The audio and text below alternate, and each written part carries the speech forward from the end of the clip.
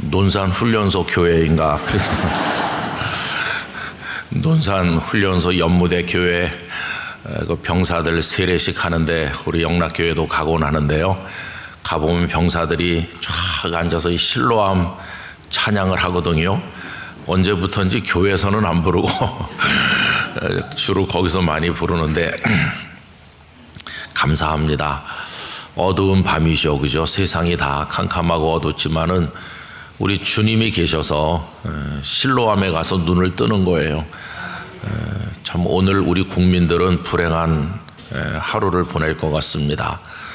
사실 한 나라에서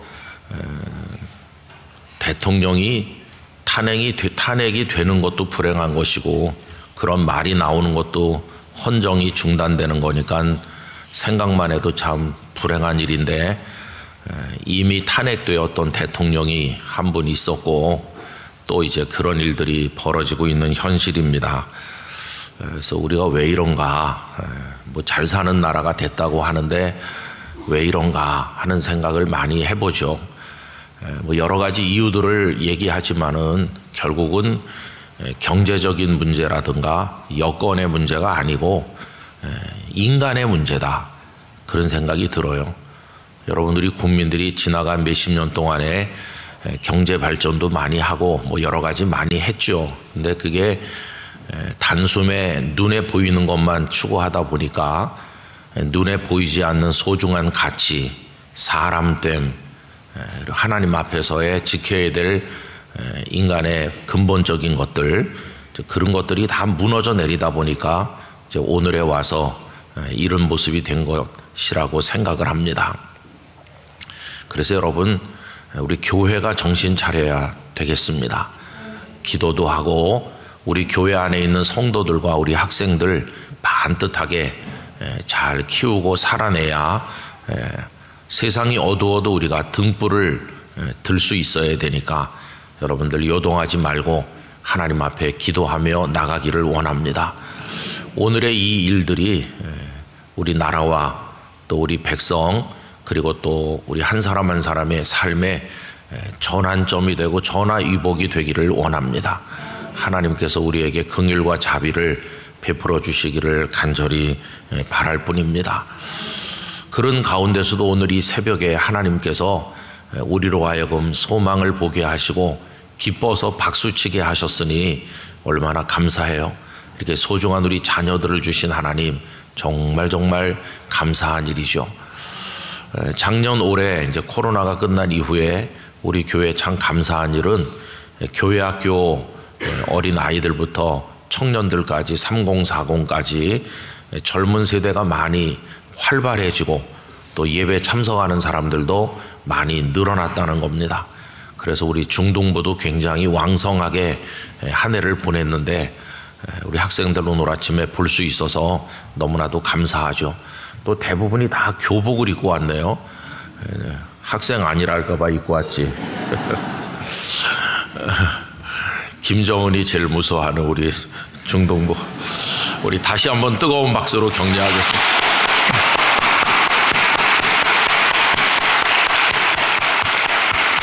감사합니다.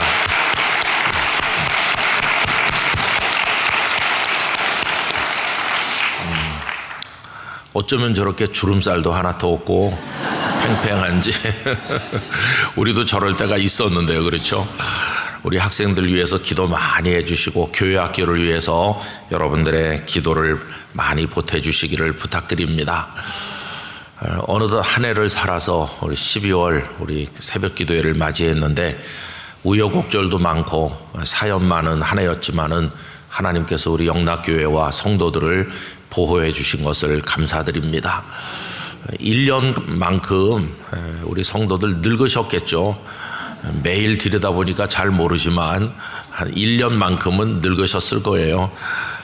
1년만큼 주님께 가까워졌다, 그렇게 생각이 들고 하루하루의 시간이 주님과 함께 걸어온 시간인 줄로 믿습니다. 에녹만 하나님과 동행하신 게 아니고 우리도 하나님과 동행했습니다. 그거를 우리는 잘 모를 때가 많아요. 그렇지만 분명한 것은 주님은 늘 우리 곁에 계셨다는 것입니다. 그러니까 우리도 주님과 함께 걸은 것이죠.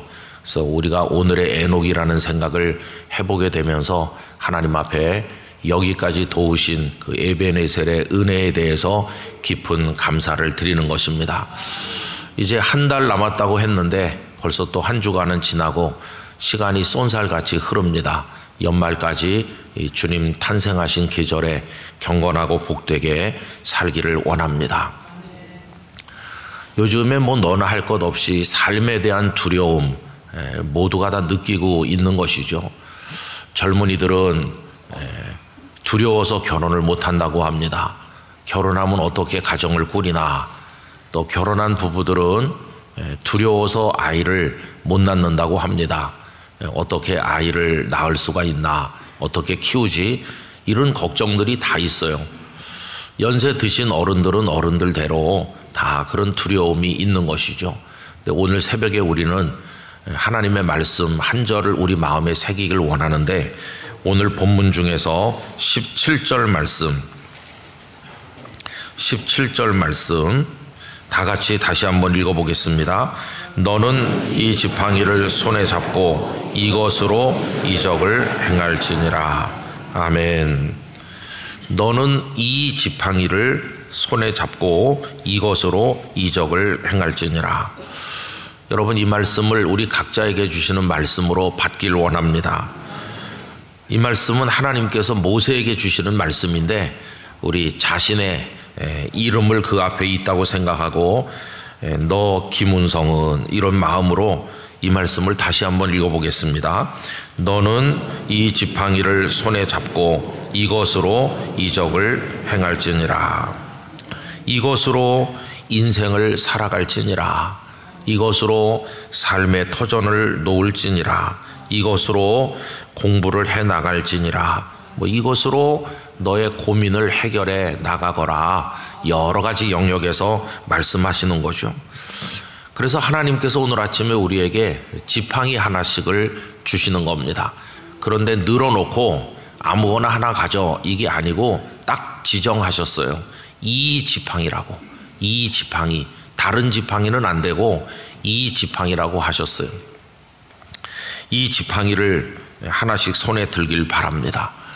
오늘 새벽에 예배당으로 오다 보니까 우리 교통 정리 안내해 주시는 우리 집사님들이 뭐 하나 다 들고 계시죠. 손에다가 그 집사님들 손에도 이 지팡이가 들려지시기를 바라고, 또 오늘 아침에 우리 예배를 위해 섬기는 모든 분들, 또 우리 성도 한 분 한 분에게도 하나님께서 이 지팡이를 손에 들려주시길 바랍니다. 이 지팡이는 때로는 능력이고, 때로는 사랑이고, 때로는 인내가 되기도 하고, 때로는 사탄의 권세를 깨뜨리는 강력한 무기가 되기도 하는 것이죠. 이 지팡이가 우리 영락교회 모든 성도들 손에 있기를 바랍니다. 근데 중요한 것은 이 지팡이를 그냥 바닥에 놔두는 게 아니고 손에 꽉 잡는 겁니다. 손에 꽉 잡고 어떤 일을 할 때도 이것으로 하라고, 다른 걸로 하지 말고 이것으로 하라, 이렇게 말씀을 하시는 거죠. 그러니까 이제 여러 가지 종류의 삶이 있을 것 같아요.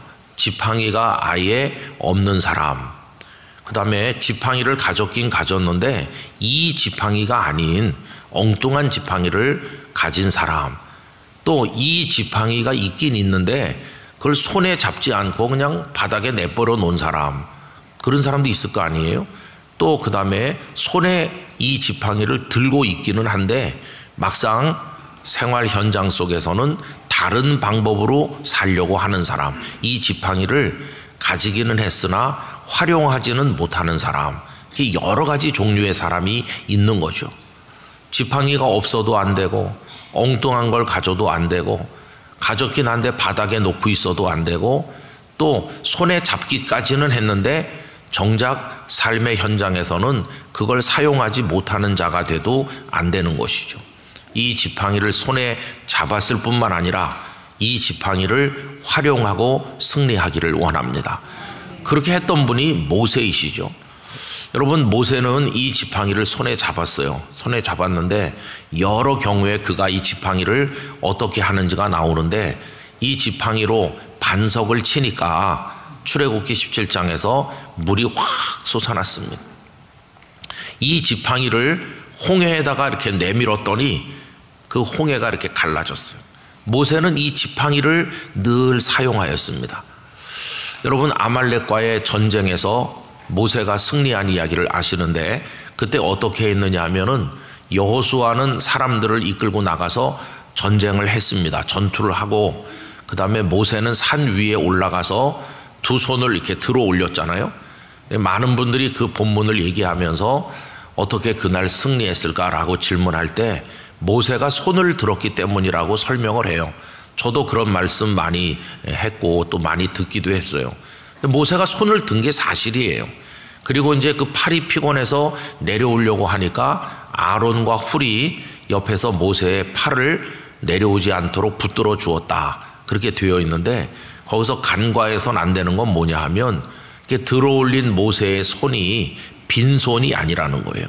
여러분, 거기 말씀을 읽어보면은 너는 이 지팡이를 손에 잡고 산에 올라가서 이렇게 나와요. 그러니까 모세가 두 손을 들어 올렸을 때 빈손을 들어 올린 게 아니라 이 지팡이를 손에 잡고 이렇게 들어 올린 거예요. 언제나 이 지팡이를 손에 잡고 그가 살았구나 하는 것을 알 수 있습니다. 그러면 이 지팡이는 도대체 어떤 사연이 있는 지팡이일까요? 아무거나 하나 손에 쥐면 안 된다고 그랬는데 이 지팡이는 어떤 지팡이일까요? 이 지팡이라고 번역할 때 지팡이, 마테라고 하는 단어가 구약 성경에 한 250회 정도 나옵니다. 굉장히 많이 나오는 단어죠. 근데 그 중에서 180번 정도는 이걸 어떻게 번역이 되어 있느냐 하면은 지파라고 번역이 되어 있습니다. 여러분, 이스라엘이 12지파였잖아요.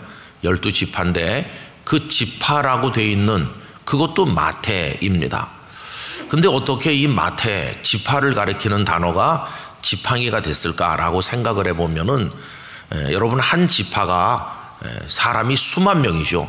민수기에 보면은 이스라엘 백성들 광야에 나갔을 때 2번에 걸쳐서 인구 조사를 하는 내용이 나옵니다. 물론 그때 노약자와 여성은 제외하고 남성네들, 전쟁에 나갈 만한 사람들만 조사를 했는데 한 지파에 다 수만 명씩 돼요. 수만 명. 그러니까 굉장히 많은 숫자 아닙니까? 거기다가 이제 노인들, 어린아이들, 여성들이 있으니까 한 지파에 소속된 사람이 엄청난 거죠. 그러면 그 지파에는 어떤 사람이 필요합니까? 리더, 지도자가 필요한 거죠. 그러니까 모든 지파에는 권위를 가진 지도자가 세워져 있어야 되는 거고, 그 다음에 그 지도자는 그 백성들을 인도해 갈 때 손에 지휘봉 같은 거를 든 거 아니겠어요? 그래서 지도자의 손에 들려있는 지휘봉 같은 것을 마테라고 부르기 시작했을 것이다.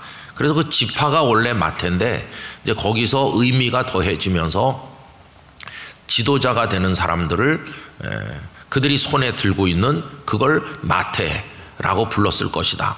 그래서 그걸 지팡이라고 번역을 한 거죠. 근데 여러분, 우리가 이제 오해하기 쉬운 건 뭐냐 하면은 지팡이 그러면 대부분의 우리 한국 사람들은 옛날 신선이 들고 있는 지팡이, 그런 걸 많이 상상하는 거예요. 길이가 한 2m쯤 되고, 아닌 게 아니라 그 어떤 성화 그림 같은 데도 보면은 모세나 아브라함 같은 분이 지팡이 큰 거 손에 들고 막 굉장히 긴 거 그렇게 생각해요. 근데 이 마테라고 하는 거는 정확히 말하면 사실은 막대기입니다. 막대기. 그러니까 지휘봉이라고 하는 게 맞습니다. 굉장히 긴 지팡이가 아니고 그냥 한 이렇게 손에 잡고 휘두르기 딱 좋은 이제 그런 게 막대기, 이 지팡이라고 번역됐지만 사실은 그게 막대기인 거죠. 주의 지팡이와 막대기가 나를 안위하시나이다 라고 할 때 거기 지팡이와 막대기가 구분되어 있는데 여기 얘기하는 거는 막대기나 그런 거다 이렇게 생각하시면 됩니다. 근데 그게 이제 총 250번 정도 사용됐고 지파라고 할 때가 한 180회 정도 사용됐고 그 나머지 경우에 우리가 생각하는 지팡이인데 사실은 막대기였다. 그 지휘봉 같은 거를 의미하는 건데 하나님께서 이 지팡이를 손에 잡고라고 모세에게 말씀하신 것은 너를 이 백성의 리더로 지휘관으로 삼는다. 그 권위를 그에게 주신 것이죠. 그럼 여러분, 이 지팡이에 딸린 그 사연이 뭡니까? 이 지팡이는 처음부터 모세의 손에 있었습니다. 모세는 미디안 광야에 가서 장인 이드로의 양을 치니까, 양을 치려면은 그런 게 필요하거든요. 양들을 이렇게 몰아야 되고 하니까 그 마테를 손에 가지고 있었는데, 떨기나무 불꽃 가운데서 나타나신 하나님께서 그에게 질문하시죠. 내 손에 있는 게 뭐냐라고 질문하시죠. 여러분, 그 말씀이 어디 나오느냐 하면은 4장 2절입니다. 4장 2절 다 같이 읽어보겠습니다. 여호와께서 그에게 이르시되 내 손이 있는 것이 무엇이냐? 그가 이르되 지팡이니이다. 아멘. 저는 오늘도 하나님께서 우리에게 묻는다고 생각합니다. 내 손에 있는 것이 무엇이냐? 저는 목사로 살면서 이런 질문 앞에 많이 서 있었어요. 제가 부산에 처음 목회하러 내려갈 때 처음에는 부산이기 때문에 안 간다고 생각을 했어요. 여러 가지 이유로 이제 안 간다고 하다가 정작 가기로 결정을 하고 기차 탈 날이 점점 다가올 때 하나님께서 제 마음속에 이 질문을 많이 주셨습니다. 내 손에 있는 것이 무엇이냐? 그때 제가 이제 그 교회에 가서 목회를 하게 될 때 뭘 가지고 목회하겠느냐라고 물으신다면 뭐 여러 가지 대답을 할 수 있죠. 저도 신학대학원 졸업했습니다. 저도 목사고시 합격했습니다. 저도 목사 안수 받은 목사입니다. 이런 게 이제 제 손에 있는 거죠. 그런데 그런 거 말고 내가 정말 목사로서 가서 할 때 뭘 가지고 할 수 있느냐? 내 손에 있는 게 뭐냐? 답이 잘 안 나오더라고요, 사실. 진지한 답이 나오기까지 오래 걸렸어요, 오래. 처음에는 그냥 답이 있긴 있었는데 머리에서 나오는 답이 있었죠. 머리에서 나오는 답은 하나님이 저의 지팡이이십니다. 답이 금방 나와요. 고민을 하나도 하지 않고 바로 나와요. 제가 제법 그때 똑똑했었거든요. 그래서 내 손에 있는 것이 무엇이냐? 지팡이인데 하나님이 저의 지팡이입니다. 답이 금방 나와요. 근데 저는 알고 있습니다. 금방 나오는 답은 맞을 수는 있지만 가짜라는 걸 알고 있는 거예요. 머리에서 나오는 답은 진짜 답이 아닌 경우가 많습니다. 그러고 가가지고 뭐 되는 게 없어요.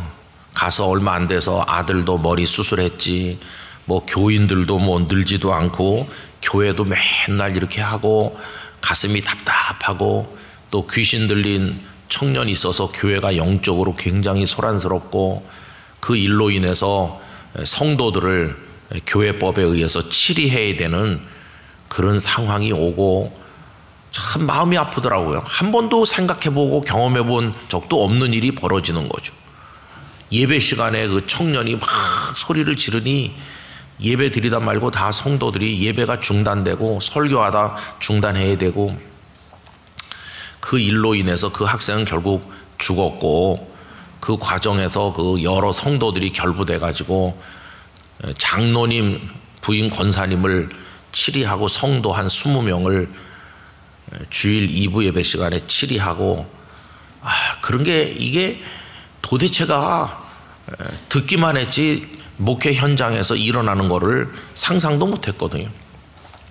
온 교회가 무덤 속에 들어간 것 같이 쫙 가라앉아 가지고 주일날 와서 예배는 드리긴 드리지만은 모두가 정말 뭐라고 말할까요? 뭐라고 말하기 어려운 그런 영적 침체를 온 교회 공동체가 경험하는 거죠. 저는 이제 30대 초반의 젊은 목사인데 경험이 있습니까? 무슨 뭐 능력이 있습니까? 그러니까 그 교회 갈 때 하나님이 저의 지팡이십니다. 이거는 머릿속에서 쉽게 나온 답이라 진짜 답이 아니었던 거예요. 그 다음부터 이제 그게 진짜 답이 되어가는 과정을 겪게 된 건데 하나님 앞에 엎드려서 너무나 답답하고 클클하고 이걸 뭐 어떻게 해결해야 되나 그런 시간이 상당히 오래 걸렸습니다. 그 해가 다 가도록 해결책도 없고 정말 그런 상황이죠. 근데 그때 이제 우리가 기도 제목으로 다 같이 가지고 있었던 게 예배당이 너무 협소하고 그래서 예배당을 새로 지어야 된다. 그래서 땅을 사야 된다. 그런 기도 제목이 있었거든요.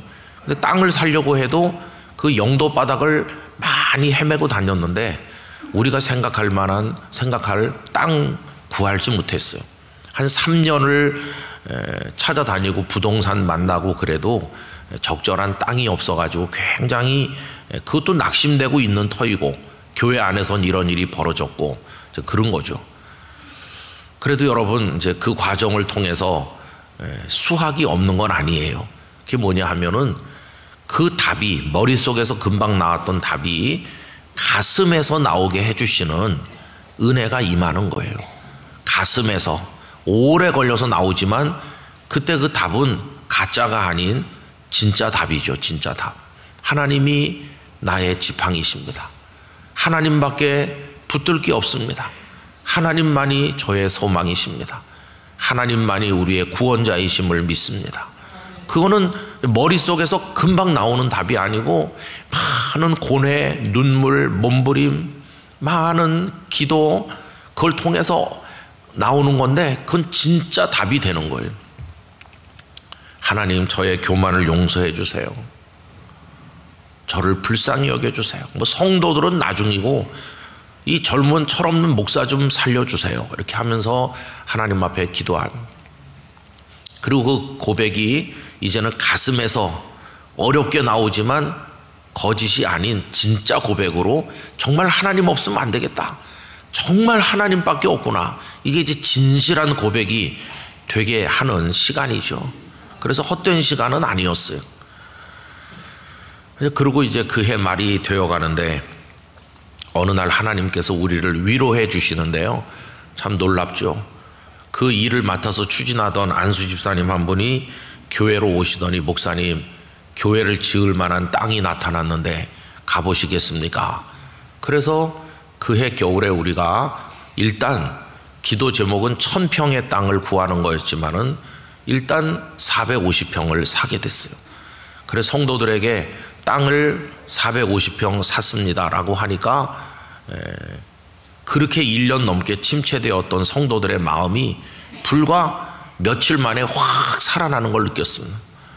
하나님께서 성도들의 마음에 기쁨을 주셨는데 그 지난 세월에 우리를 억누르던 모든 게 다 사라지고 큰 기쁨이 제 마음에도 성도들 마음에도 솟아나는 거예요. 그 다음부터는 기쁨이 또 다른 기쁨을 가져오도록 하나님께서 은혜를 주셨는데 제가 그 대답을 가슴속에서부터 하고 정말 하나님의 은혜가 아니면 안 되겠구나. 목사가 노력해갖고 되는 게 아니구나. 하나님이 하시는구나. 하나님만이 나의 지팡이시구나. 그러면서 저 자신을 믿었던 모든 걸 다 버렸거든요. 전에도 말씀드렸지만 그때 제가 열심히 해보려고 설교 원고를 다 통째로 이제 외우고 숙지해서 토시까지 완벽한 원고를 만들기는 매주 만들었지만 설교할 때는 보지 않고 그렇게까지 했거든요. 근데 저는 그게 열심히 했다기보다는 어리석은 발악이었다고 생각합니다. 그렇게 하면 되는 줄 알고 했으니까 어리석은 발악이죠. 그래도 안 됐거든요. 그래서 가끔 어떤 후배 목사님들이 저한테 목사님 어떻게 원고를 잘 안 보고 하세요? 그래서 제가 별로 권하지 않습니다. 그거 안 보고 한다고 되는 게 아니라는 거를 제가 알았거든요. 되는 교회는 목사님이 국어책 읽듯이 읽어도 부흥하는 교회도 많이 봤거든요. 그러니까 그걸 보냐 안 보냐는 중요한 게 아니에요. 전혀 그건 중요한 게 아니에요. 그냥 그건 인간적인 노력일 뿐이지. 그래서 제가 젊은 목사님들한테 안 외워지는 걸 외우려고 괜히 노력하면서 하지 말고 차라리 이렇게 들고 읽어라. 들고 읽어도 은혜가 되려면 은혜가 됩니다. 이렇게 했는데 그 다음부터는 이제 저를 믿는 생각을 다 버렸어요. 다 버리고 하나님 앞에 엎드려서 하나님이 하시는 거다. 근데 여러분 그 이후에 예배당을 짓는 과정에 기쁨이 또 다른 기쁨을 가져온다고 했는데 하나님은 450평만 주신 게 아니고 여러 가지 과정을 걸쳐서 우리에게 988평을 주셨고 그 다음에 또 측량 과정에 12평이 더 있다는 게 발견이 돼서 정확하게 1000평을 기도한 대로 마치 거짓말같이 얻게 해 주셨어요. 그러니 기쁨이 기쁨을 가져오잖아요. 물론 그 예배당 짓는 과정에 IMF를 만나서 교회가 정말 부도 직전까지 몰리고 또 다른 어려움이 있었지만 하나님밖에 없습니다 이렇게 하니까 하나님께서 모든 걸 해결해 주시고, 가장 어려웠던 그해 성도는 제일 많이 늘어났는데 연초 첫 주일보다 마지막 주일에 출석이 45%가 늘어났습니다. 불과 한 해 만에. 그냥 막 매주일 새 가족이 오더라고. 부도 직전에 있는 교회인데도 계속 새 가족이 오더라고요. 근데 왜 그분들이 오나 했더니 부도 직전의 인생들이 부도 직전에 교회 와서 하나님 앞에 위로받는 거예요. 위로 같이. 여러분, 그래서 저는 그때 깨달았어요. 이 지팡이를 손에 잡고, 그게 얼마나 중요한지 몰라요. 제가 영락교회 오니까 사람들이 또 물어봤습니다. 김 목사, 영락교회 가서 어떻게 하려고 그러는데, 또 물어보더라고요. 그게 저의 또 질문이 됐어요. 영락교회 가서 뭘 가지고 어떻게 하려고 그러냐. 요 4장 2절의 질문이 내 손에 있는 것이 무엇이냐. 그 질문이 또 되는 거예요. 하긴 그래. 또 영락교회 갈 건데 제가 첫 주에 부임하면서 말씀드린 것처럼 무엇으로 하지? 가발 쓸까? 그런 생각도 해요. 뭘로 하지? 할 줄 아는 게 없잖아요. 근데 답이 또 그거예요. 하나님은 나의 지팡이시다. 하나님 이 지팡이를 가지고. 근데 여러분, 이 막대기가 이제 모세의 손에 있었던 건데, 이 막대기가 모세의 지팡이였는데 나중에 바뀌었어요. 어떻게 바뀌냐 하면은 4장 20절로 가보세요. 거기다가는 여러분 빨간 볼펜 있으면 줄 치시면 좋은데 4장 20절 다 같이요. 모세가 그의 아내와 아들들을 나귀에 태우고 애굽으로 돌아가는데 모세가 하나님의 지팡이를 손에 잡았더라. 아멘. 그게 처음엔 누구 거였죠? 모세의 지팡이에요. 그죠? 근데 지금 여기 4장 20절은 모세의 지팡이라고 부르지 않고 그걸 하나님의 지팡이라고 하는 거예요. 여러분, 거기다가 하나님의 지팡이 거기다가 표시하시기 바랍니다. 오늘 새벽 우리 영락의 성도들에게 하나님께서 하나님의 지팡이를 들려주시기 바랍니다. 하나님의 지팡이. 근데 그게 처음엔 누구 거였죠? 모세 거였어요. 모세의 지팡이인데 하나님의 지팡이가 됐어요. 이렇게 바뀌는 거 이거 놀랍잖아요. 그냥 모세의 지팡이로 계속 있었으면은 아무 그게 의미가 없는데 그게 하나님의 지팡이가 된 거예요. 하나님의 지팡이. 그러면 내가 가진 내 지팡이 가지고는 아무것도 안 돼요. 아무리 반석을 쳐도 안 되고 내밀어도 바다가 갈라지지도 않고 내 지팡이 가지고는 되는 게 없어요. 그 내 지팡이는 여러 가지가 있습니다. 돈도 내 지팡이, 뭐 지식도 내 지팡이, 뭐 신분, 경력, 이게 다 내 지팡이일 수가 있는데 아무리 두드리고 휘둘리고 그래도 그걸로 되는 게 없어요. 그런데 그게 하나님의 지팡이가 딱 되면 놀라운 역사가 나타나는 거예요. 그럼 어떻게 내 지팡이가 하나님 지팡이가 되냐? 그 비결이 뭔지 아세요? 여러분 4장 3절로 가봅시다. 4장 3절 다 같이요. 여호와께서 이르시되 그것을 땅에 던지라 하시매 곧 땅에 던지니 그것이 뱀이 된지라 모세가 뱀 앞에서 피하매. 이렇게 나왔죠. 네 손에 든 게 뭐냐? 네 손에 있는 게 뭐냐? 지팡이인데요 하니까 제일 먼저 하나님이 그에게 요구하신 게 뭡니까? 던지라는 거예요. 던지라고. 여러분 손에 지팡이가 있다면 제일 먼저 하셔야 될 게 뭘까요? 던지는 겁니다. 던지는 거. 이 던지다, 샬라크라는 히브리어 단어는 여러 가지로 번역됐는데 버리다도 있어요. 버리다. 여러분 내 손에 든 소중한 지팡이 이거 가지고 내 인생 버텼는데 하나님 나에게 던져, 버려, 포기해 그러시는 거예요. 그 포기할 수 있나요? 이 지팡이 이거 만든다고 내가 수십 년 애썼는데 하나님은 네 손에 든 게 뭐냐? 지팡이인데요. 버려라, 던져라. 못 던지는 사람이 태반이죠. 이거 어떤 지팡이인데 던지냐? 못 던짐. 근데 그걸 던져야 하나님 지팡이가 되는 거예요. 던져야 하나님의 지팡이가 돼요. 여러분이 던진다는 말이 참 놀랍게 사용된 데가 한 군데 있는데 시편 55편 한번 펴봅시다. 시편 55편. 던지고 버리면 없어지는 게 아니라 축복으로 바뀌어요. 던지면 축복이 되는 걸 알려주죠. 시편 55편 22절 841면쯤 있습니다. 찾으셨죠? 다 같이 읽겠습니다. 네 짐을 여호와께 맡기라. 그가 너를 붙드시고 의인의 요동함을 영원히 허락하지 아니하시리로다. 할렐루야. 네 짐을 여호와께 맡기라. 이게 마치 마태복음 11장 28절 수고하고 무거운 짐진 자들아 다 내게로 오라와 통하는 구약의 말씀이죠. 네 짐을 여호와께 맡기라 이렇게 했는데 요 맡기라가 그 샬라크예요. 맡기라. 그러니까 여러분 오늘 읽은 4장 3절 출애굽기 이 말씀하고 요 시편 55편 22절 말씀을 연결하면 지금까지 내가 손에 꽉 쥐고 있는 거 이건 절대 남한테 못 준다. 이거 포기 못해.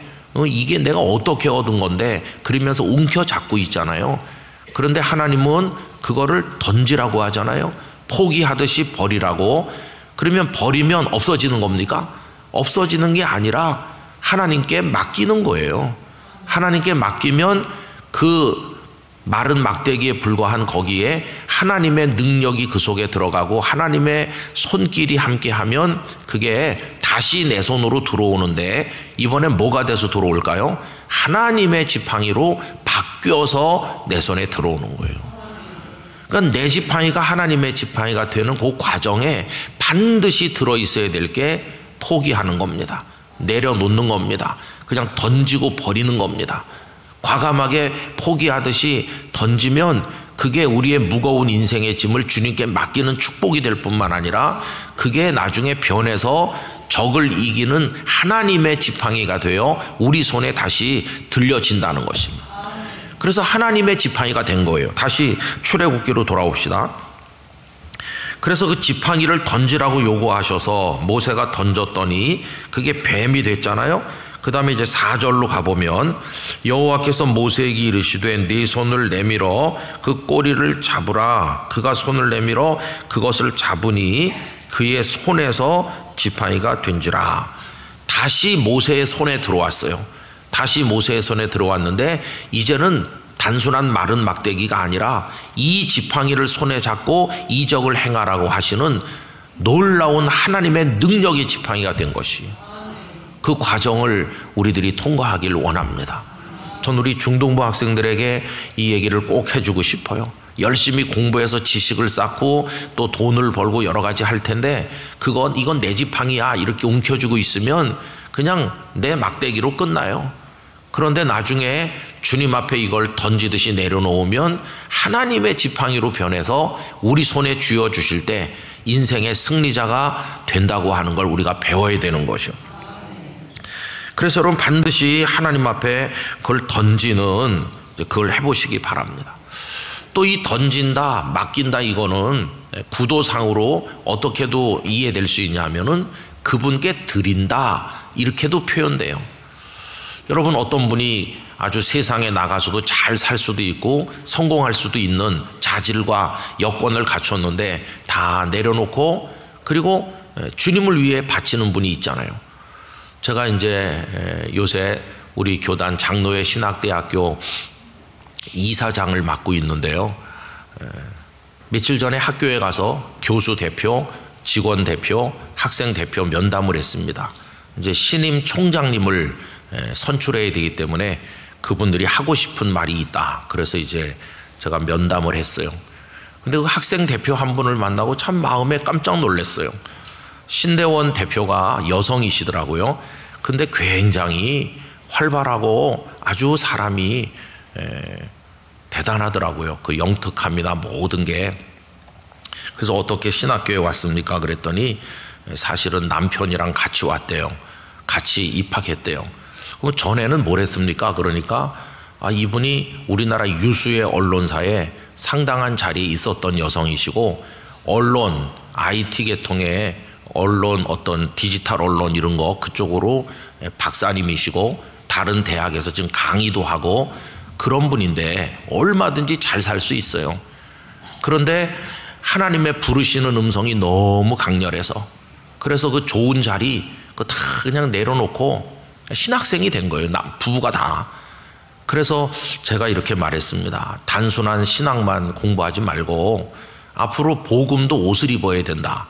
복음도 이제는 문화라는 옷을 입어야 되고 IT의 옷을 입고 그 수단을 사용해야 되고 AI의 도움도 받아야 되고 그런 건데 대개 이제 목사님들이나 신학교는 그런 걸 잘 모르잖아요. 그렇지만 이제 당신같이 특별한 재능을 가진 사람 하나님 불렀으니까 학교 안에 동아리도 만들고 그래서 성경의 진리를 어떻게 세상 사람들에게 그런 기법들을 통해서 효과적으로 전달할 수 있고 한지 그런 거를 할 수 있는 그리고 필요하면 학교에 커리큘럼도 만들어서 이제 교회로 나가는 목회자들에게 그런 것도 강의도 필요하고 이제 그런 얘기를 제가 좀 그분과 이제 나누었어요. 그러면서 이제 또 내 마음속에 생각이 나는 거예요. 세상에서 얼마든지 편하게 잘 살 수 있는 사람이 들어왔잖아요. 그분의 손에는 지팡이가 아주 튼실한 게 들려 있는 거죠. 그죠? 세상에서 준비한 근데 이제 그걸 하나님 앞에 내려놓은 거예요. 하나님 앞에 포기하듯이. 근데 그거는 버리듯 던진 게 아니고 저는 하나님께 맡겼다고 생각합니다. 그러면 하나님께서 그분이 가진 자질과 여러 가지 특출한 거기에 하나님의 능력을 더하시면 평범한 보통 신학생은 할 수 없는 엄청난 일을 우리 한국 교회를 위해서 할 수 있겠다. 그런 생각이 들더라고요. 맡겨서 하나님 앞에 드리면 쓰임 받는 거예요. 쓰임 받아요. 그 속에 하나님의 능력이 더해져 가지고 그 대표적인 사람이 사도 바울이라고 생각합니다. 바울 사도는 가말리엘 문화에서 많은 공부해서 율법에 정통하고 율법에 정통하기 때문에 나중에 그 율법주의자들 앞에서 복음을 변호할 때 얼마나 설득력이 있고 능력이 있는지 몰라요. 왜냐하면 율법에 정통하니까 율법주의자들의 그 허구성을 얼마든지 공격할 수 있는 거예요. 또 바울은 길리기아 다소에서 났기 때문에 그 당시 세계 언어인 헬라어에 능통해요. 그러다 보니까 여러 나라 다니면서 복음 전하는데 다 하나님 앞에 맡겼더니 샬라크를 했더니 하나님의 능력이 더해져서 귀하게 쓰여지잖아요. 우리 새벽 기도할 때마다 어떤 성도님들 어떤 또 기관에서 아침 식사도 대접해 주는데 이런 게 다 헌신입니다.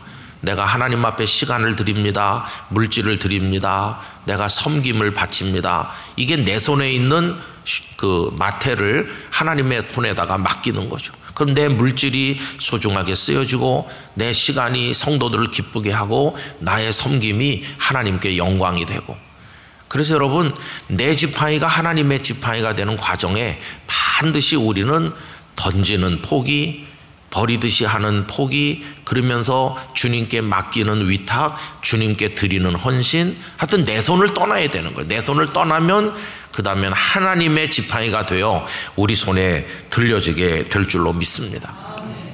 근데 여러분 주님께 다 이렇게 올려 맡기는 게 왜 중요하냐 하면요 주님도 당신의 소중한 걸 우리에게 주셨잖아요. 하나님의 손에 꼭 들려있는 것처럼 하나님의 둘도 없는 보배 누굴까요? 독생자 예수님이시죠. 독생자 예수님을 내가 너희들에게 준다 하시면서 이 세상에 던지듯이 보내신 거예요. 우리 예수님 이 땅에 마구간에 오시고 천대 받으시고 십자가에 달리셨을 때 나의 하나님 어찌하여 나를 버리시나이까라고 할 때 하나님께서 그 소중하신 독생자를 버리듯이 그렇게 하셔서 우리가 구원받은 거예요. 그분은 당신 걸 우리에게 보내주셨고 많은 걸 다 우리에게 주셨으니 이제는 우리가 우리 손에 쥔 거를 다 돌려드릴 때가 된 것이에요. 이렇게 할 때 하나님은 우리 안에 오시고 우리는 하나님 안에 가면서 내 것과 네 것이 없어지는 것이에요. 내 것과 네 것이 없어져요. 마틴 부보가 나와 너라고 하는 책에서 모든 관계가 나와 너와 나와 그것의 관계로 정리된다고 할 때 나와 그것은 이용하는 것이요. 하나님을 이용하려고 할 때 그건 기복주의가 됩니다. 하나님 덕에 내가 좀 행복해지고 하나님 이용해서 내가 득보고 이런 거는 그건 믿음이 아니에요. 근데 하나님과 나라는 존재가 나와 너의 관계가 되면 나의 모든 것이 아버지의 것입니다. 아버지의 모든 것이 나의 것입니다. 아버지 안에 내가 있고 내가 아버지 안에 있고 아버지와 내가 하나가 되는 거죠. 이게 하나님과 우리 사이의 관계가 되는 거죠. 여러분, 모세는 자신의 모든 걸 하나님 앞에 던진 겁니다. 사실 애굽의 궁궐에서 40년 그는 많은 걸 채웠잖아요. 근데 미디안 광야에서 40년은 싹 비운 겁니다. 채웠던 걸 싹 비웠는데 아직 손에 쥐고 있는 게 하나 있는 거죠. 그게 이 막대기였어요. 근데 하나님은 그를 애굽에 보내기 전에 마지막으로 하나 남은 그것까지도 던지라고 100% 던지게 하시는 거예요. 아직 하나 남은 그것까지도 던져. 그것까지 던졌을 때 그게 하나님의 지팡이가 됐고 그가 애굽에 갈 때 들고 간 건 그거 하나뿐이에요. 저는 우리 목회자들이나 우리 성도들 보면은 많이 비우신 분들이 있어요. 세상에서 직업도 훌륭하고 학벌도 훌륭하고 세상에 나가면 모두가 다 이렇게 하는 분인데 교회 와서는 온갖 허드렛 일 봉사 다 하시고, 야, 저분이 정말 겸손하시구나. 당신 회사에 가면 회장님, 사장님이신데 교회 와서는 온갖 허드렛 일 봉사를 다 하시고 정말 대단하시다. 이런 분들을 많이 봅니다. 많이 보는데 아직 지팡이 하나는 안 버리고 있는 분이 많아요. 마지막 하나는 손에 쥐고 있는 어떤 자존심이라고 할지 아직까지 못 버리고 있는 게 99%를 버렸지만 아직 1% 하나는 잡고 있는 분들이 있어요. 근데 여러분, 사탄이 그 1%를 건드리는 겁니다. 그래서 다 버린 것 같고 충성에 충성을 다하는 것 같던 그분이 아직 못 버린 그거 하나를 누가 건드리면 딴 사람으로 돌변해가지고 얼마나 무섭게 변하는지 몰라요. 주님은 우리에게 마지막 하나 남은 것까지 던지라 요구하신다고 생각합니다. 그거 하나까지 던지고 그거 하나까지도 맡기면 100% 다 드리고 나면 우리는 하나님의 지팡이를 손에 쥔 오늘의 모세처럼 살아가게 될 수 있을 줄로 믿습니다. 여러분, 오늘 아침에 여러분을 다 주님 앞에 맡기시기를 바랍니다. 때로는 버리듯 던지시고요, 때로는 맡기듯이 주님께 보내고요, 때로는 드려 헌신하듯이 주님께 올려드리고요. 내 손에 있는 거 그렇게 하면 그게 하나님의 지팡이가 되어 우리 손에 들어올 때 절대로 이거 내려놓지 말고 일평생 손에 꼭 잡고 하나님 의지해서 살아가는 성도들 되시기를 축원합니다. 나 하나님의 지팡이를 손에 들었다. 1년 동안 헌신해 주신 많은 분들에게 감사드립니다. 식사 대접해 주시고 오늘도 대접해 주시는 권사님이 계신데 감사하고요. 다 이게 우리 지팡이를 드리는 거라고 생각합니다. 우리 남은 생에 이 지팡이 하나 잡고 어디 가서나 모세처럼 승리하시기를 간절히 축원합니다. 기도하겠습니다. 아버지 하나님, 처음에 빈손이었습니다. 그래서 불안했습니다. 내 손에도 남이 나를 두려워하게 만들 지팡이가 하나 있어야 될 텐데, 그래서 공부도 했고 돈도 벌고 노력도 했고 그래서 제법 큰 지팡이 하나씩 손에 쥔 것 같은데 그것이 오히려 걸림돌이 되어서 하나님의 사람으로 쓰임바 되지 못하도록 장애물이 된 것을 잘 몰랐었습니다. 주님께서 우리에게 그것마저도 던지라고 말씀하십니다. 포기하듯 던지게 하시고 그걸 던지면 주님께 맡김이 되어 우리의 근심 걱정 주님이 맡아주실 줄 믿고, 아버지 하나님, 그걸 던지듯 하면 주님을 위해 쓰여지는 헌신이 될 줄로 믿습니다. 그렇게 할 때 그것이 하나님의 지팡이로 바뀌어 우리에게 돌아오게 될 때 우리 그것을 가지고 이 어두운 세상에서 승리하게 될 줄로 믿습니다. 우리 모두가 그럴 수 있도록 은혜를 주옵소서. 우리 중등부 학생들의 손에 앞으로 하나님께서 많은 마태를 들려주실 텐데 주님 앞에 던지는 영적 과정을 통과하게 하셔서 이제 하나님의 지팡이를 손에 잡은 멋진 하나님의 사람들로 살아가게 하여 주옵소서. 이 영락가족 특별 새벽기도회를 위해서 식사를 대접하신 분들, 기관들, 찬양해 주신 분들, 그리고 안내로 헌신해 주신 분들, 주방에서 음식 장만하시고 서빙해 주신 많은 분들, 영상으로 함께하며 이 자리에 나와 기도한 모든 성도들 하나님께서 축복하여 주시기를 원합니다. 오늘도 잘 준비해서 내일 대림절 둘째 주일 하나님 앞에 큰 영광 올려드리게 하여 주시옵시고, 오늘 하루 동안 대한민국을 불쌍히 여겨주시고 우리 국민들을 불쌍히 여겨주시고 이 나라의 미래를 열어주시옵시고, 어떻게 해서든지 하나님의 뜻이 이루어질 때 저희가 복을 받을 수 있도록 우리를 긍휼히 여겨 주시옵소서. 주 예수 그리스도의 은혜와 하나님 아버지의 사랑과 성령님의 교통하심이 내 지팡이 버려 하나님의 지팡이 손에 잡고 살길 원하는 모든 성도들 가운데 영원히 함께 하시기를 축원하옵나이다. 아멘.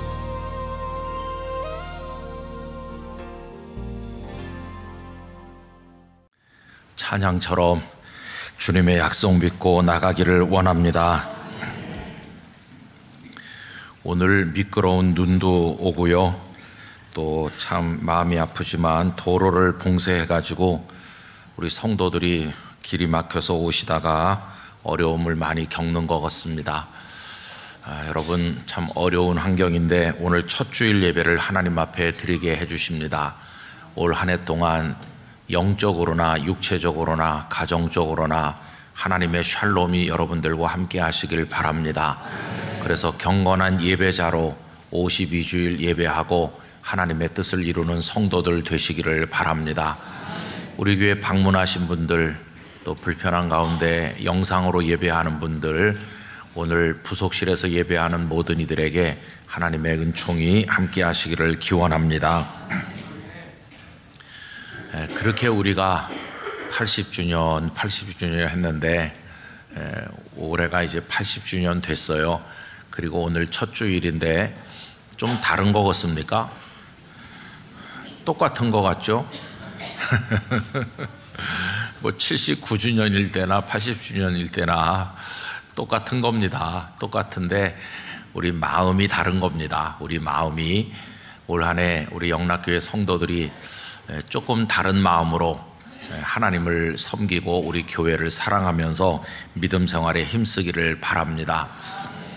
우리 교회 홈페이지 교회 연역에 가셔서 첫 줄을 보면 다음과 같아요. 1945년 12월 공산주의의 박해를 피해 월남한 27명의 성도들이 한경직 목사를 중심으로 모여 창립 예배를 드리다 교회 이름은 배단위 전도교회라 하고 일본 천리교 경성분소의 신전을 개조하여 예배 장소로 사용하다 12월에 주일학교 유년부가 조직되다. 그 후로 80년이 지났습니다. 우리 조부모, 부모님, 선배들 다 하늘나라로 차례차례 가시고 지금은 우리가 여기 있습니다. 그분들이 훌륭하게 하나님을 섬긴 것처럼 우리도 하나님을 잘 섬기기를 원합니다. 그분들보다 더 잘 하나님을 믿기를 원합니다. 그래서 80주년에 우리 모두가 날아오르듯이 비상하기를 원합니다. 우리 자신을 위해서나 가정을 위해서나 교회를 위해서나 하나님의 뜻을 이루기 위해서 꼭 그렇게 되기를 간절히 바랍니다.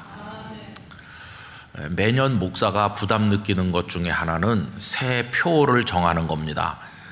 연말에 가서 정하는 줄 아시겠지만 우리 영락교회는 그 이듬해 표를 6월, 7월이면 정합니다. 그래서 각 부서에다가 알려드리면 7월, 8월 동안에 준비를 하셔서 그 이듬해 무엇을 할 것인지 계획을 세우고 8월이면 다 정리를 해서 9월 첫째 주간이 되면 우리 목사들 또 장로님들 다 같이 가서 1박 2일로 정책 당회를 모여서 교회 할 일을 정하고 의논하게 됩니다. 그러니까 저는 봄부터 그 이듬해 우리 교회 표를 뭐로 해야 될까, 이게 굉장히 부담이 됩니다. 표가 느슨해도 안 되고 입에 착착 붙어야 되는데 그거를 만들기가 쉽질 않아요. 뜻도 좋아야 되고, 더군다나 이게 80주년이 되니까 어떤 표를 정해야 될 건지 굉장히 마음에 부담이 많이 됐습니다. 부담이 된다는 것은 다른 말로 말하면 기도를 더 많이 하게 된다는 뜻입니다. 그런데 하나님께서 어느 날 제 마음에 간단하다. 어떻게 간단합니까? 그 80에 새로 시작한 사람이 있지 않느냐, 그렇게 감동을 주셨습니다. 여러분, 80에 새 출발한 사람이 누굴까요? 모세입니다. 모세. 그래서 모세의 이야기를 읽다 보면 80년 표가 생각날 거다.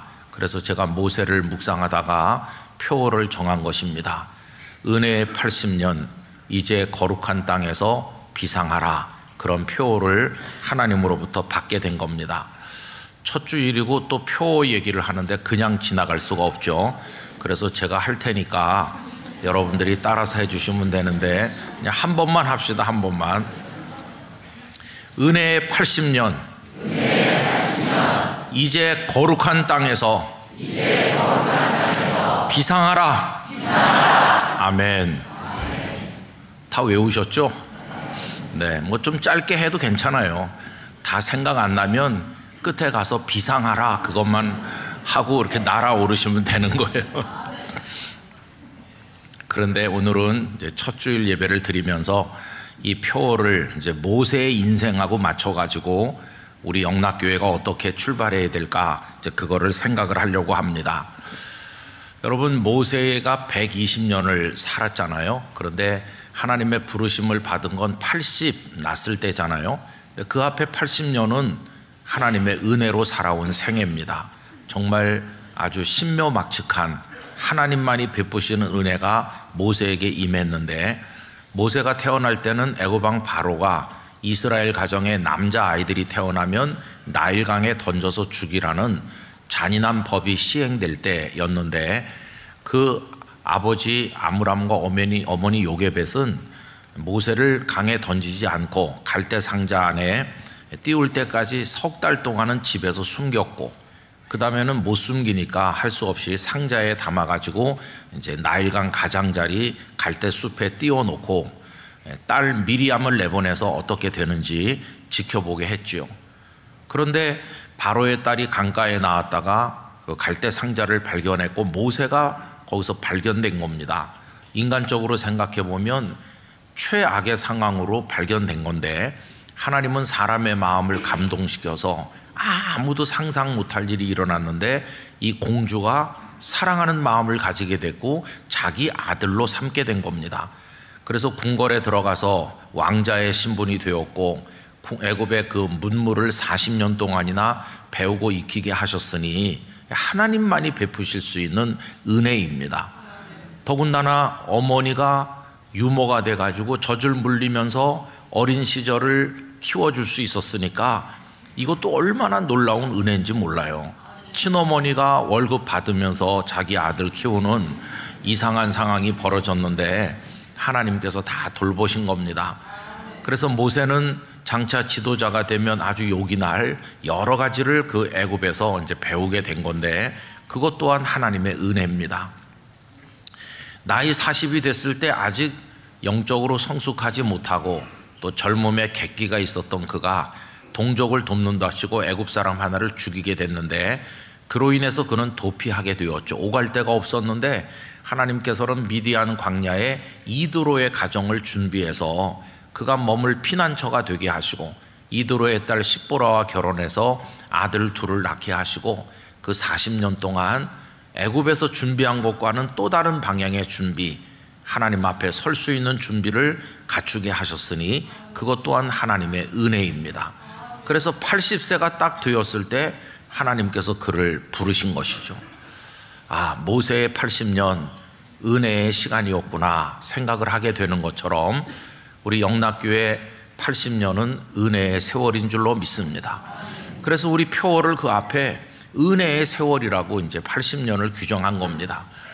영락교회는 온실 속에서 시작된 그런 교회가 아니고 해방이 된 이후에 극도로 혼란하던 중에 세워진 교회입니다. 그 아까 읽어드린 연역에서 보는 것처럼 하나님을 부정하고 예배 자유를 빼앗는 공산주의를 견디지 못한 사람들이 이곳에 38도선을 목숨을 걸고 넘어와서 한경직 목사님을 중심으로 첫 예배를 드림으로 배단위 전도교회라는 이름으로 영락교회가 세워졌습니다. 교회가 생길 수 없는 상황에서 세워졌으니 그 또한 하나님의 은혜가 아닐 수 없습니다. 그러면서 얼마나 교회가 부흥하고 성장했는지 5년도 채 되기도 전에 벌써 이곳에 6.25 전쟁 나기 한 달 전 이 석조 예배당을 건축하게 하셨으니 이 또한 은혜입니다. 1950년 6월 25일 우리 민족의 슬픔인 6.25 전쟁이 발발했던 날은 주일인데 그날 주보가 남아있어서 보면 벌써 영락교회는 작년 출석 성도가 4,000명에 이르는 굉장한 교회가 되어 있었습니다. 전쟁으로 인해서 성도들이 뿔뿔이 흩어졌는데 그 참담한 상황에서도 폭격 속에서도 하나님은 이 예배당이 보존되게 해주셨으니 이 또한 놀라운 은혜입니다. 그 이후에 돌아온 한경직 목사님과 성도들은 여기서 민족복음화 세계 선교를 위해서 많은 일들을 감당하게 하나님께서 은혜를 주셨습니다. 그래서 미래의 인재를 키우기 위해서 숭실대학교를 재건했고 8개 초중고등학교를 세워서 학생들을 교육하게 되었는데 이 놀라운 은혜입니다. 그리고 아까 목사님도 기도한 것처럼 신의주에서부터 시작된 그 어린 아이들을 위한 보리논을 중심으로 해서 긍휼 사역을 여러 가지 차원에서 펼쳐서 오늘에 이르기까지 영락사회복지재단을 통해서 얼마나 가난하고 힘들고 어려운 사람들을 돕게 하셨는지 그것 또한 하나님의 은혜입니다. 군선교는 영락교회가 다 했다고 해도 별 문제가 없을 정도로 수백 개 교회를 영락교회가 짓고 엄청난 목회자들을 후원하면서 군선교를 위해서 헌신해 온 거 하나님의 은혜입니다. 도시 농촌 할 것 없이 많은 예배당들을 짓고 그러면서 주의 종들을 보내서 교회를 섬기게 했는데 이것 또한 하나님의 은혜가 아닐 수 없습니다. 그러면서 한 목사님과 밥 피얼스 목사님이 시작한 그 어린 아이들 돕기 위한 그 사역은 지금 세계 최대 기독교 NGO 단체인 월드비전으로 우뚝 서 있질 않습니까? 여러분, 이런 모든 것이 하나님의 은혜입니다. 그래서 영락교회가 했던 모든 것이 한국교회의 표준이 되었습니다. 영락교회 주일학교에서 아이들 가르치는 것이 다른 교회에서 또 거기서 본받아 가르치고, 영락교회가 선교사를 선발해서 파송하고 후원하는 그 방식대로 다른 교회들이 또 그렇게 하고, 영락교회 찬양대가 어떻게 어떤 찬양을 불러서 올리는지 영락교회 찬양이 다른 교회 찬양대의 표준처럼 되고, 그러면서 영락교회는 수만의 성도가 모이는 세계 최대 장로교회로 우뚝 서게 되었습니다. 그 긴 세월 동안 많은 목사님들, 장로님들, 권사님들, 안수집사님들, 또 많은 서리집사님들, 구역장 권찰 찬양대원들, 그리고 교회학교 교사들, 이름도 빛도 없이 섬긴 많은 사람들, 주머니 돈을 털어 헌신하고 눈물로 기도한, 이거 다 일일이 말을 할 수가 없죠. 그게 다 쌓여가지고 오늘 여기 이르렀는데 정말 은혜의 80년입니다. 우리 그래서 오늘 이 자리에서 이렇게 편안한 예배당에서 하나님 앞에 예배를 드리게 해주셨으니 하나님께 깊이 감사하기를 원하는 겁니다. 여러분, 이렇게 80년이 지난 어느 날 하나님께서 모세를 불러 세우셨죠. 그러면서 너 계속 미디안 광야에서 이렇게 살면 안 되고 이제는 일어서서 날아오를 때가 되었다고 말씀했습니다.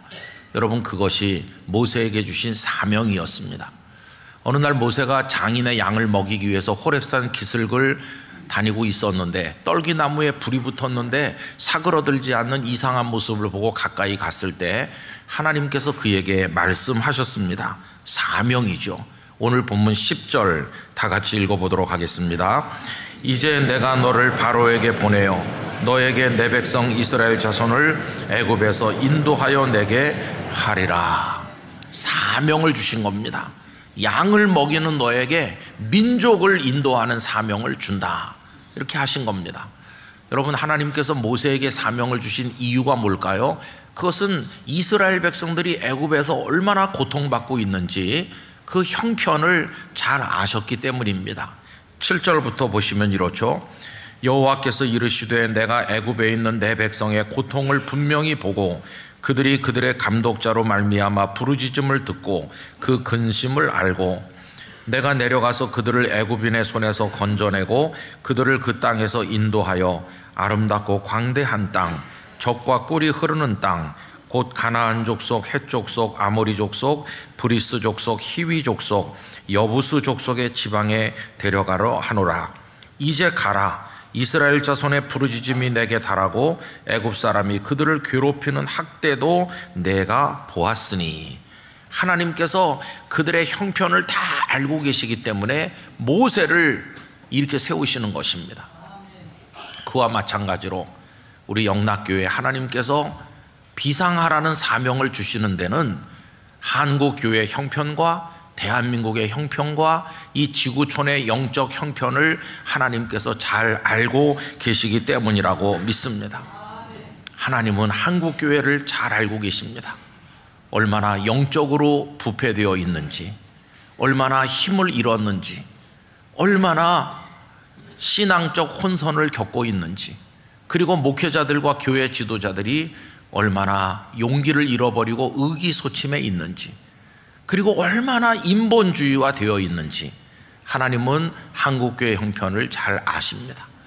하나님의 뜻보다 사람의 뜻을 추구하고 하나님의 방법과 하나님의 능력이 아닌 인간적인 수단과 방법을 추구하고 하나님의 영광을 높이지 않고 사람이 영광을 받으려고 하고 하나님의 교회인 이 거룩한 교회를 사람의 소유인 것처럼 주무르고 있는 이 현실을 하나님께서는 잘 알고 계신 것입니다.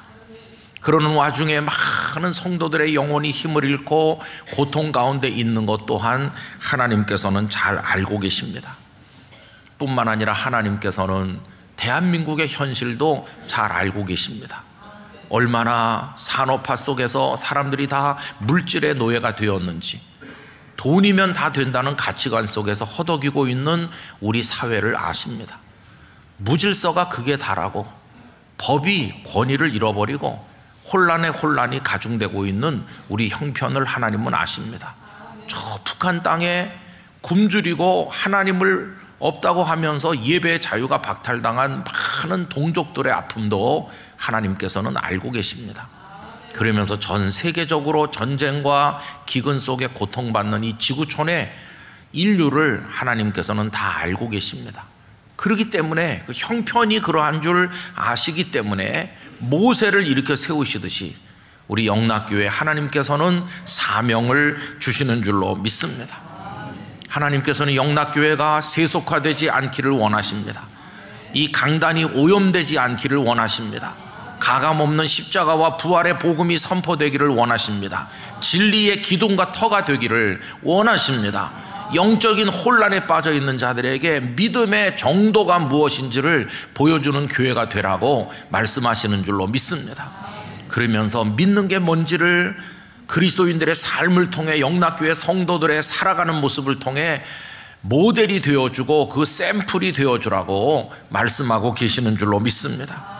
그러면서 영락교회가 마음을 모으고 손을 펴서 눈물을 잃는 어려운 사람들을 도와주라고 말씀하시고, 힘을 잃어가고 있는 교회, 지금도 하나님은 살아계시고 복음은 능력이 있고 지금도 교회가 부흥될 수 있다는 것을 보여주는 교회가 되라고 우리에게 일어서라고 말씀하시는 줄로 믿습니다. 그래서 사회 전반에 사람의 방법이 아닌 하나님의 기름 부으심을 통해 하나님의 말씀의 능력과 성령의 역사하심을 통해서 교회다운 교회로 우뚝 섬으로써 모든 우리 사회에 빛이 되라고 하나님께서 우리에게 사명을 주신다고 믿습니다. 그게 우리가 일어서야 될, 도약해야 될, 비상해야 될 이유가 되는 것입니다.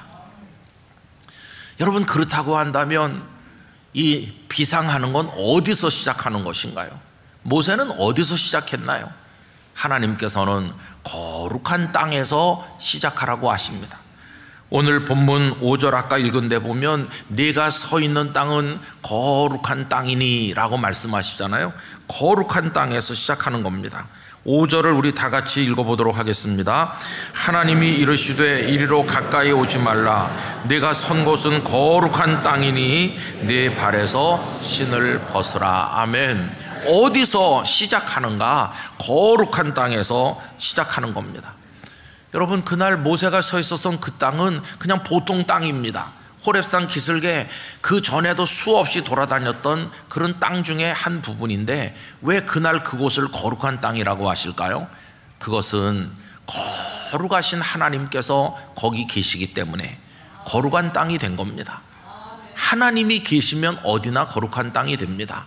거룩한 땅은 하나님이 계시는 곳이요, 하나님께서 은혜를 베푸시는 곳이요, 하나님이 함께 계시는 곳, 거기가 바로 거룩한 땅입니다. 어디서 시작할 것인가? 하나님이 계신 곳에 시작하는 겁니다. 하나님의 은혜 속에서 시작하는 겁니다. 하나님과 함께 시작하는 겁니다. 그게 바로 거룩한 땅에서 시작하는 겁니다. 그 이후 40년 동안 비스가산 꼭대기에서 하나님의 부름 받는 그날까지 모세가 많은 도전과 역경을 무릅쓰고도 끝까지 승리할 수 있었던 힘은 어디서 온 것인가? 그 하나님의 땅에서 시작했기 때문에 그는 끝까지 완주할 수 있었던 것입니다. 저는 영락교회가 하나님의 땅에서 시작하길 원합니다. 거룩한 땅에서 출발하길 원합니다. 은혜의 땅에서 시작하길 원합니다. 모름지기 아름다운 것, 생명의 일, 하나님 기쁘시게 하는 일은 모두가 다 은혜의 땅에서 시작하는 것이지 우리가 쌓은 토대에서 하는 것이 아니라는 것을 알아야 될 것입니다. 여러분, 하나님에게서 출발해야 됩니다. 하나님의 은혜에서 출발해야 됩니다. 이 사실을 기억하시고 우리 개인의 삶도 하나님으로부터, 하나님의 은혜로부터, 하나님이 함께 하시는 데서부터 2025년을 출발하시기를 부탁드리는 것입니다. 그럼 여러분, 이 거룩한 땅에서 시작해야 되는데 그 방법이 무엇인가요? 그것은 신을 벗는 것입니다. 하나님께서는 모세에게 신을 벗으라 이렇게 말씀하셨죠. 그런데 이건 좀 이상한 것 같아요. 왜 그러냐 하면 이제 뭔가 시작을 해야 되고 어디론가 출발을 해야 되면 벗어났던 신도 신어야 될 것 같은데 왜 하나님은 신을 벗으라고 말씀을 하셨을까요? 여러분, 신발이라고 하는 것은 여러 가지 용도가 있죠. 뭐 발을 보호하고 걷는데 편리하게 해주는 그런 용도도 있습니다만은 고대 사회에서는 이 신이라고 하는 것이 그 사람의 신분을 상징하는 겁니다. 신분이 높을수록 잘 만든 고급 신발을 신습니다. 그러나 맨발의 인생도 있는데 이 맨발은 발이 더럽고 그리고 돌뿌리에 채워서 피도 나기도 하고 아주 험한 발이죠. 이 맨발이 상징하는 것은 아주 낮은 하층민, 다시 말해서 종이나 노예 같은 존재를 의미하는 것입니다. 그들이 맨발이죠.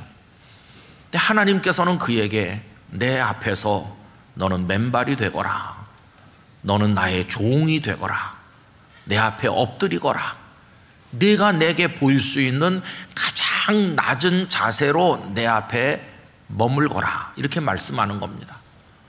여러분, 과거에 이 모세는 애굽의 궁궐에 살면서 가죽으로 만든 좋은 신을 신었을 것입니다.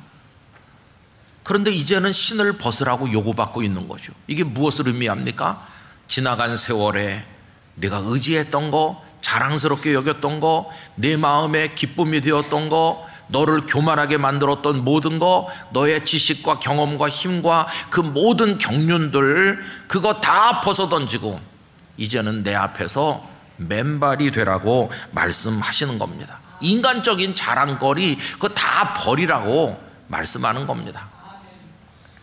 저는 80년을 시작하는 영락교회도 맨발이 되기를 원합니다. 여러분, 우리 교회는 자랑거리가 많은 교회입니다. 아까 말씀드렸던 앞에 그게 다 우리의 자랑거리가 될 수 있어요. 그런데 제가 우리의 자랑거리로 말하지 않고 은혜로 표현한 것은 우리의 자랑이 아니라 하나님께서 하신 일이기 때문에 그렇습니다. 그건 우리의 자랑거리가 아니라 하나님께서 은혜를 주셔서 영광스럽게도 그 은혜를 받아 누린 것이고 그 일을 행하신 분은 하나님이신 것이지 우리를 자랑할 것은 아니라는 것입니다.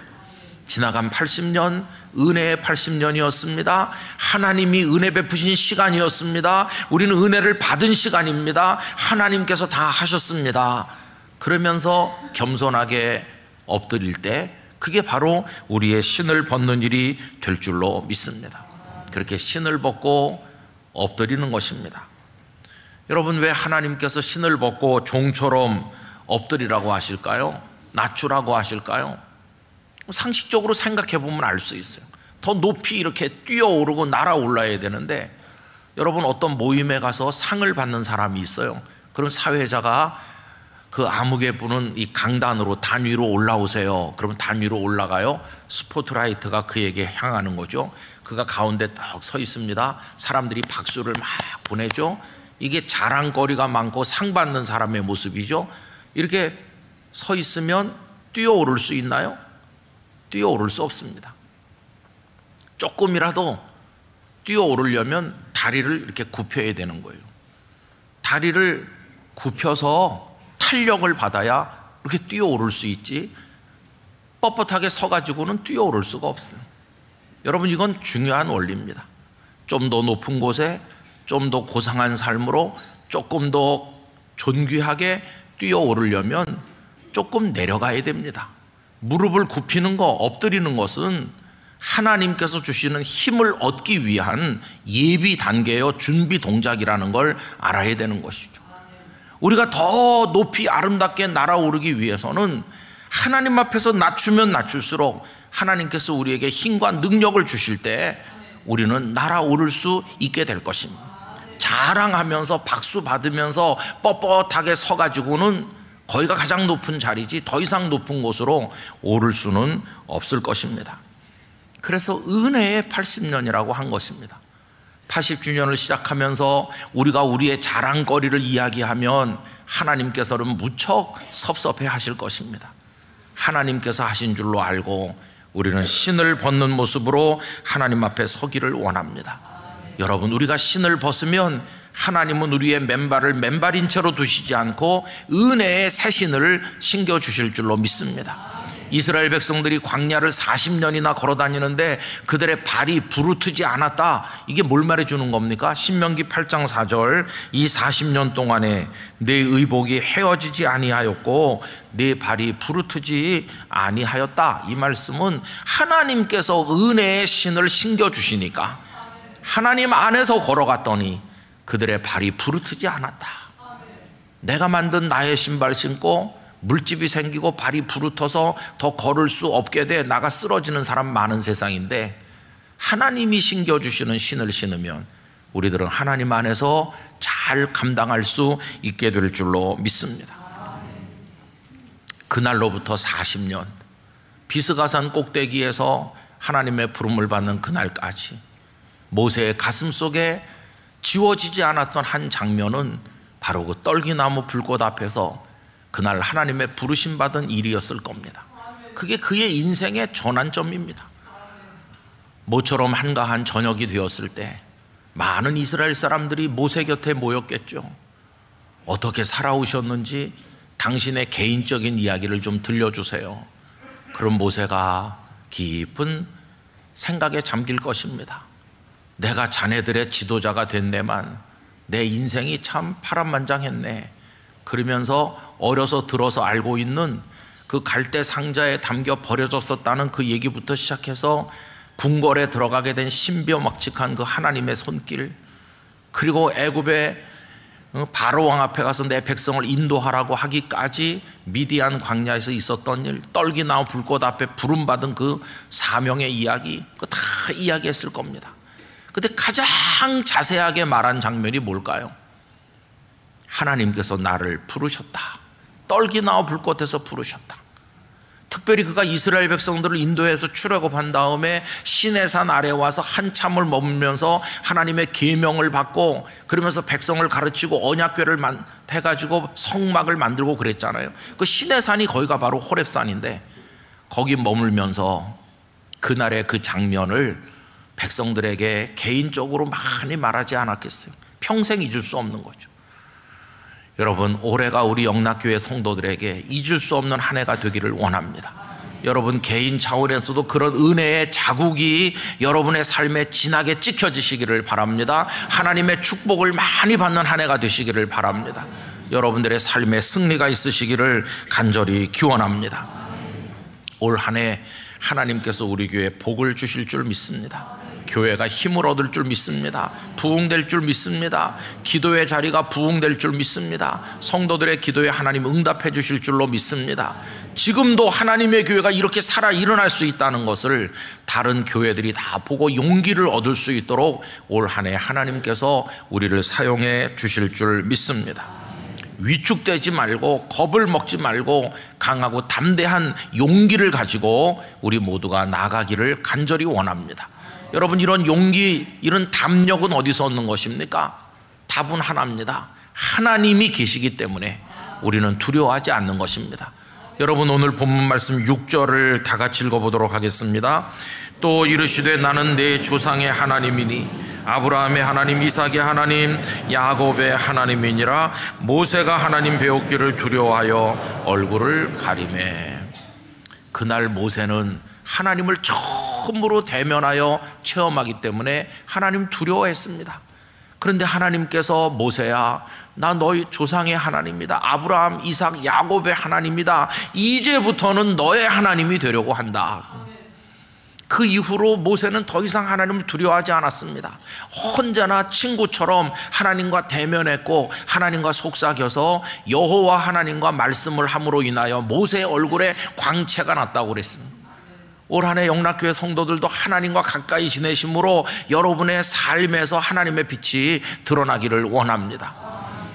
조상의 하나님이 모세의 하나님이 된 것처럼 한경직 목사님을 사용하신 하나님, 오늘 우리를 사용하실 줄 믿습니다. 우리 선배들을 통해서 위대한 일을 많이 하게 하신 하나님께서 오늘 우리들의 하나님이 되셔서, 우리 후손들의 하나님이 되셔서 우리를 통해서도 하나님의 일을 이루어 가실 줄로 믿습니다. 여러분, 우리에게는 하나님이 계십니다. 생명의 복음이 있습니다. 그리고 이 아름다운 공동체의 영락교회가 있습니다. 두려워하지 말고 올 한 해 동안 세상이 어떻게 흔들리고 요동치든지 간에 동요하지 말고 믿음의 걸음을 걸으면서 다 같이 축복의 하늘을 향해 독수리처럼 날아오르는 그런 영락교회와 성도가 되기를 간절히 축원합니다. 기도하겠습니다. 하나님 아버지, 지나간 80년은 은혜의 세월이었습니다. 이제 그것에 감사하길 원합니다. 그리고 이제 하나님의 땅, 거룩한 땅에서, 은혜의 땅에서 날아오르기를 원합니다. 힘이 없습니다. 하나님을 의지합니다. 이제는 신발을 벗고 하나님의 종으로 엎드리기를 원합니다. 은혜의 새 신을 신겨 주시옵소서. 하나님께 붙들려 날아오르게 하여 주시옵소서. 한국교회의 힘이 되게 하시고 대한민국 사회의 등불이 되게 하시고 전 세계 교회의 위로가 되는 영락교회가 되도록 사용하시고 축복하여 주시옵소서. 성도 개개인의 삶에도 놀라운 은혜와 복을 허락하여 주시옵소서. 예수님의 이름으로 기도드리옵나이다. 아멘.